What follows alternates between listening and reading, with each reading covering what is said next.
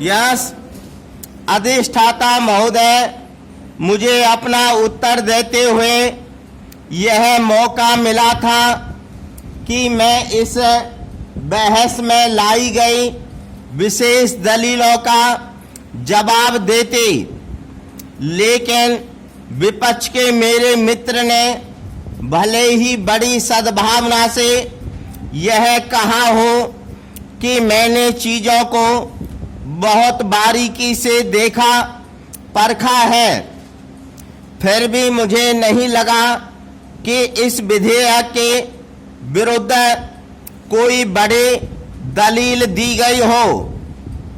हमने देखा कि स्वतंत्र पार्टी के माननीय सदस्य ने हमें सिखाना चाहा कि समाजवाद क्या होता है।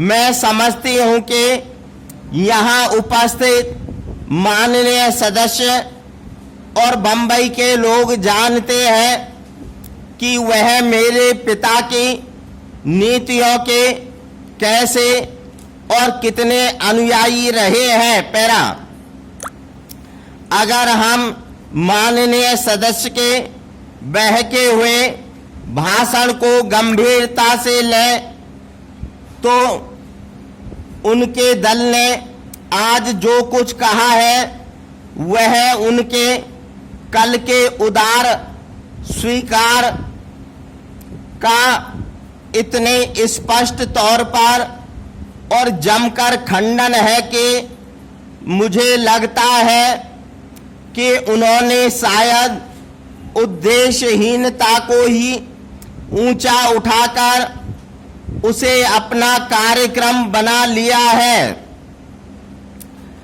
हमें सरदार वल्लभ भाई पटेल के लंबे लंबे उदाहरण सुनने को मिले हैं। जिन्होंने यह उदाहरण दिए हैं वे शायद इन्हें ही कुछ समय पहले शायद अखिल भारतीय कांग्रेस कमेटी की बैठक में काम ला सकते थे। इस प्रस्ताव को दिल्ली में पारित हुए काफी समय बीत चुका है। यह सही है कि जब यह पास किया गया था तो मैं मौजूद नहीं थे। यह भी सही है कि उसके स्वीकृत होने पर मुझे कुछ परेशानी हुई थी, इसलिए नहीं कि मैं उसके विरुद्ध थे, बल्कि उसके स्वीकृत किए जाने के ढंग के कारण। पैरा, जिन्होंने अब उसका विरोध किया है उनके सामने इस मामले को फिर से विचारार्थ कार्य समिति में तथा बाद के अखिल भारतीय कांग्रेस कमेटी के अनेक अधिवेशनों में या कांग्रेस के पूर्ण अधिवेशनों में लाने का मौका था, लेकिन उसे उक्त मंचों पर विशेष कारण से नहीं लाया गया, क्योंकि उन्हें पता था कि अगर वे उसे फिर से उठाते तो वह फिर स्वीकृत किया जाता। इसलिए अब जबकि पार्टी में विभाजन है,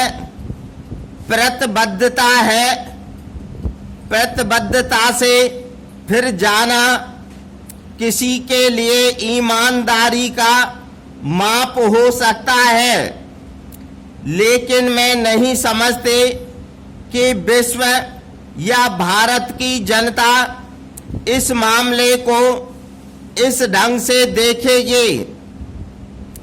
किसी ने यह भी कहा कि समझौते के औचित्य के बारे में उस समय किसी के मन में कोई प्रश्न नहीं उठा था। स्टॉप।